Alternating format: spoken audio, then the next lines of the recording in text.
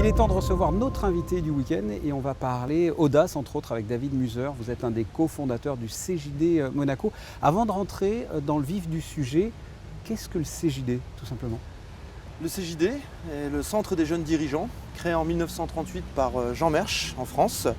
Il regroupe aujourd'hui 6000 entrepreneurs sur 17 sections, principalement francophones, dont la section du CJD Monaco, où nous sommes fiers de représenter depuis 2009, avec 20 entrepreneurs, l'essence même et les valeurs et l'éthique de notre mouvement.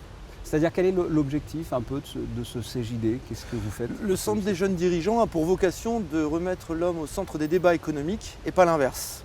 Au titre de quoi? Eh bien, nous sommes amenés à travailler sur l'environnement, nous sommes amenés à travailler sur notre rôle en tant qu'entrepreneur, pour notre rôle sociétal, notre rôle social, car seul on n'est rien. Avec nos salariés, nous sommes beaucoup pour aller plus loin.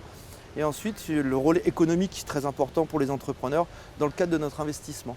Alors je l'ai dit en intro, on va parler d'audace et d'agilité également, parce que jeudi prochain, il va y avoir le 3e congrès donc CJD de Monaco, avec pour thème l'audace et l'agilité, c'est-à-dire?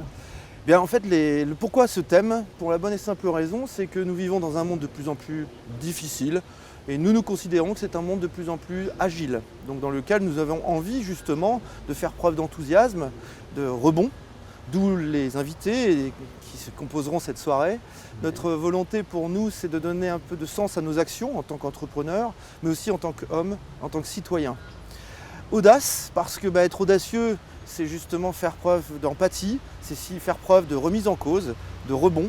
C'est notre rôle et notre quotidien en tant que chef d'entreprise.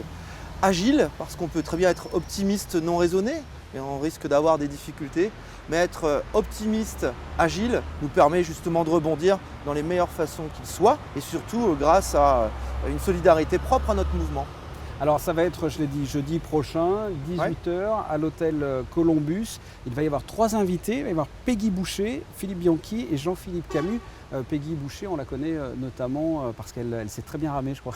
Exactement, elle est même au centre, au creux de la vague. Elle arrive encore à rebondir et elle a réussi de façon exceptionnelle à être la première femme au monde à traverser l'Atlantique à la rame en 1998.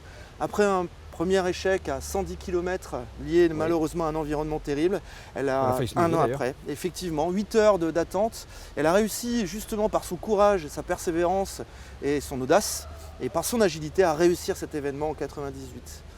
Qu'est-ce que vont faire ces 3 invités? Chacun va intervenir pour défendre justement l'un des thèmes. L'audace en ce qui concerne, puisque Peggy osait toujours, qui est son dicton et qui est très important et qui nous touche tous les uns les autres, oser toujours, céder parfois, mais ne renoncer jamais. Celui-ci sera aussi témoigné par M. Bianchi, le papa de notre défunt Jules Bianchi, grand sportif qui a disparu et qui est un homme exceptionnel, qui par le cœur et la brillance va nous donner beaucoup d'enthousiasme malgré les difficultés. Et enfin un historien qui peut-être nous définira ce qu'était Godefroy le Hardi. Oui, donc le Moyen-Âge, on parle du Moyen-Âge. Quel est concrètement pour vous et pour les personnes qui pourront y assister l'objectif de ce congrès?